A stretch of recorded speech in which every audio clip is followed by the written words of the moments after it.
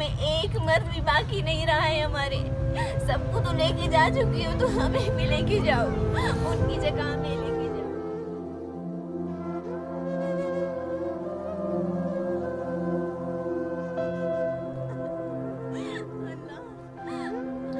This is Hasiba Kambarani.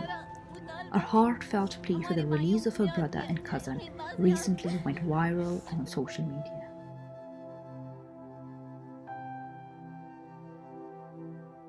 She has been campaigning for the release of her brother Hassan and cousin Isbullah Kambarani, who were forcibly disappeared in February of 2020. The events in February must have felt like a deja vu for Hasiba, as she and her family went exactly through the same in July of 2015, when her elder brother Salman and cousin Gazain were taken away, allegedly, by Pakistani secretive agencies. After incommunicado detention of more than a year, their dead bodies were found on 13th August 2016. The TVP team met Hasiba to know more about what she and her family have been going through. Hasiba, could you tell us what happened to your brother and cousin? میرے بھائی احسان کمبرانی اور cousin اسبلہ کمبرانی کو security agencies نے 14 فروری 2020 کو main road کے لیے کمبرانی سے اغوا کیا. How did you learn about the incident, and are you a witness yourself? کیونکہ ہمارا گھر مین روڈ کے لیے کمبرانی سے کافی زیادہ نزدیک پڑتا ہے, تب کچھ عورتیں فاتحہ پڑھ کے وہیں سے گزر رہی تھی. انہوں نے دیکھا کہ احسان کمبرانی اور اسبلہ کمبرانی کو جبری طور پر سیکیورٹی ایجنسیز کچھ گاڑیوں میں بٹھا کے لے کے جا رہے ہیں. ان میں سے ایک عورت آئی اور انہوں نے ہمیں بتایا کہ اس طرح آپ کے بھائی کو لے کے جا رہے ہیں, کیونکہ ہم اس صدمے سے پہلے ہی گزر چکے ہیں اور یہ ہماری آنکھوں دیکھا آپ بیتی ہے. تو ہم جلدی سے دوڑتے بھاگتے ہوئے وہاں تک پہنچے. ہم جیسے ہی پہنچنے ہی والے تھے, کیونکہ وہ اسبلہ کمبرانی کو گھسیٹتے ہوئے لے کے جا رہے تھے, ہم نے صرف یہ منظر ہی دیکھا تھا کہ وہ گاڑی اسٹارٹ کر کے نکل چکی. Could you tell us more about Hassan and Isbullah? احسان کمبرانی اور اسبلہ کمبرانی دونوں نیک اور شریف تھے اور اپنے کام سے کام رکھنے والے بندے تھے. گھر میں ہی زیادہ تر ہوتی تھی, زیادہ تر لوگوں سے ان کا لینا دینا بھی نہیں ہوتا تھا. بھائی کی شہادت کے بعد میرا بھائی احسان کمبرانی یا تو پڑھائی میں زیادہ تر ہوتا تھا مصروف, یا پھر گھر میں ہی ہوتا تھا, وہ زیادہ تر باہر نہیں ہوتا. You mentioned about martyrdom of your elder brother. Could you tell us what happened?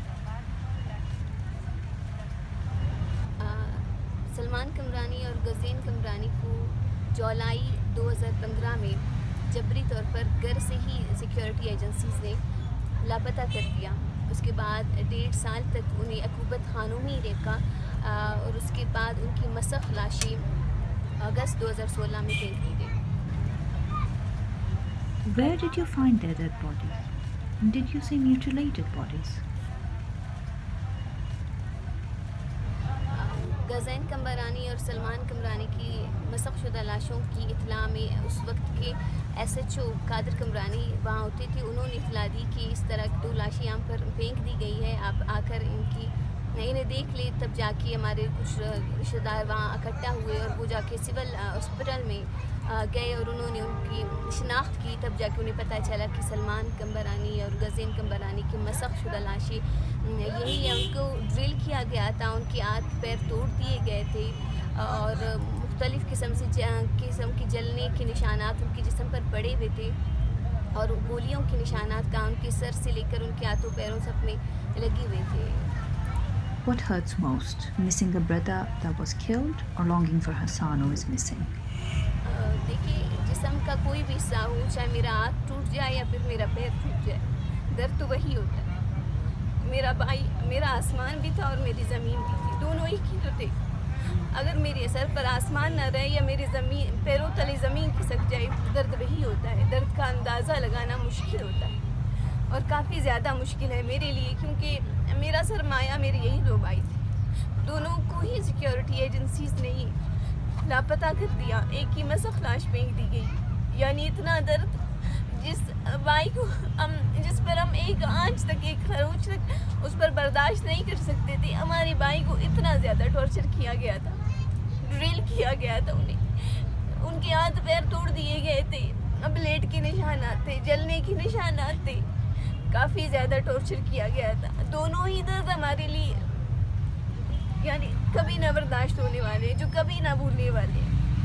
قبر تک ہمیں ان کی ٹارچر اور ان کی مسخ لاش ہمارے سامنے رہتی ہے, ہم نہیں بھول پائیں گے شاید. یہ درد, یہ تکلیف ہم سے جڑی رہی.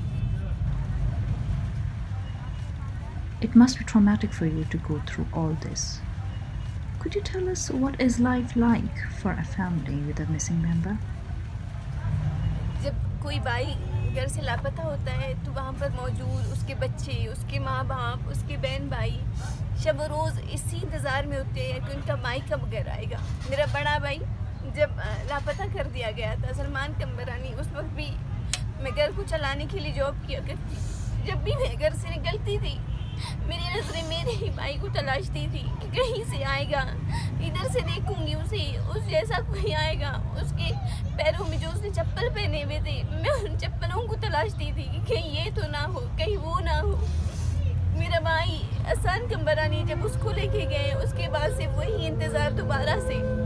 گھر کے اندر کوئی بھی آتا ہے ہم یہی سوچ رہے ہوتے کہ اب ہمارا بھائی آ گیا. رات کے 3 بجے 4 بجے بھی اگر دروازے پر کوئی دستک ہوتی ہے اس خوشی سے ہم دروازہ کھول رہے ہوتے ہیں کہ ہمارا بھائی اب آ رہا ہے. ہم اپنا انتظار ہمارا ختم کیوں نہیں ہوتا ابھی تک. ہم اس کے انتظار میں جو شہید ہو چکا ہے, جس کی لاش ہم نے اپنی آنکھوں سے دیکھی ہے, یہ تو پھر بھی زندہ ہے. اس کا انتظار کیوں کرنا ہو ہمیں بار بار. ہم اسی کے انتظار میں, تو ہم زندہ ہیں تو انہیں کے لیے تو زندہ ہیں.